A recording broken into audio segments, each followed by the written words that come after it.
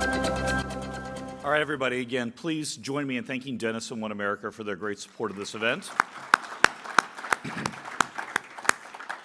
I'd also like to welcome our President, Brian Holtz's remarks, and welcome all of you here. We appreciate you being here as participants, and we also appreciate the different groups that have helped sponsor this activity to make this happen. And so on behalf of NAIFA, again, I want to thank Northwestern Mutual, I want to thank Cambridge, Guardian, Emeritus, and New York Life for your support of this event, but also on top of that, the support you provided for our recent Women's Financial Security fly-in that we had in March. Absolutely tremendous activity. It would not be possible, again, without the support of our friends. Now, a few housekeeping notes for today's symposium. First, we have an awful lot of content, and we've adopted a new model that we've learned throughout our past few of these events in order to try to maximize our time together and make sure that you get the most out of this experience. We're going to skip having the formal break during the session so we can make the most of our 4 hours or so together. We are also, so part of that means, of course, if you need to stretch your legs, if you need to make a quick phone call, if you need to use the facilities, just get a refresh on your coffee or your water. You guys are big guys, big gals. You can go out there and do that whenever you want to. So just feel free to go in and out because we're not going to have any formal breaks. And also, while the content that we're going to go through today is really serious, we really want to make sure that this is an atmosphere that you all feel open to share ideas, to express yourself, and know that this is a safe place. So please do so today. I also want to remind you that in order to deliver all of the rich content that we've got, we're going to be eliminating some of the extra stuff you typically see at events like this.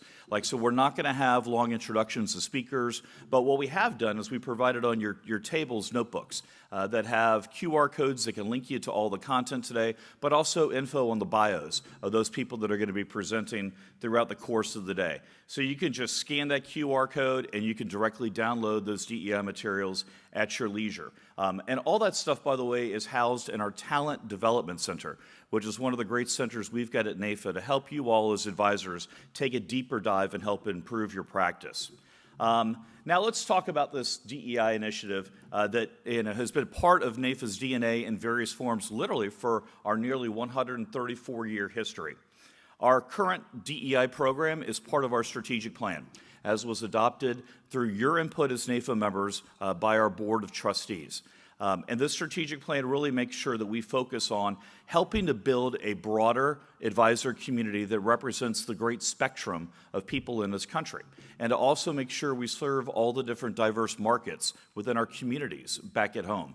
And so it's all about making those connections to make sure that every American has the financial security that they need. And we really want to strengthen and encourage a new generation of advisors to come in, join this noble profession, and be part of us, again, as we're serving all 335 million Americans and having the financial security that they want and need.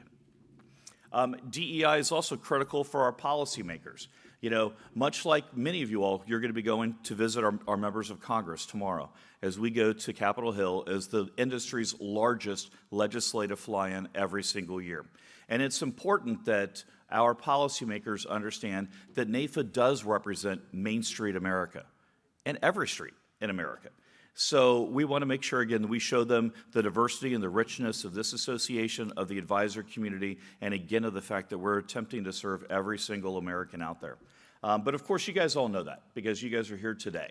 You're taking part in the symposium, and you got up early in the morning after either arriving late yesterday or enjoying some of the festivities that took place, and still we're here at 8 o'clock in the morning. That's because you guys believe in this mission. You believe in diversity. You believe that the advisor community can play a meaningful role, and you believe, again, that we can serve all 335 million Americans. And so, we're asking you today, before you leave, take a pledge.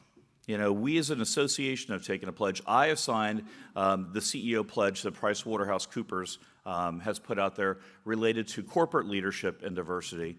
Diane Boyle, our Senior Vice President for Government Relations, has done the same thing, taking a pledge with us on the lobbying side. But I'd like to ask that each of you take a pledge too, and that is try to expand the diversity of our association.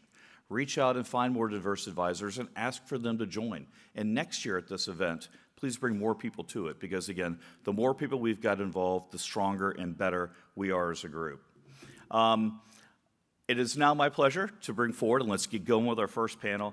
And we really want to sit back and welcome our presenters for today. And that would be, I'm proud now to introduce Cecily Tomlinson, who is the co-founder of the, Brenda, next slide, of the Diversity Government Relations Coalition, and of course, her colleague and our good friend Whitney Brooks, who is Vice President of Government Relations from New York Life. So please welcome Cecily and Whitney to the stage.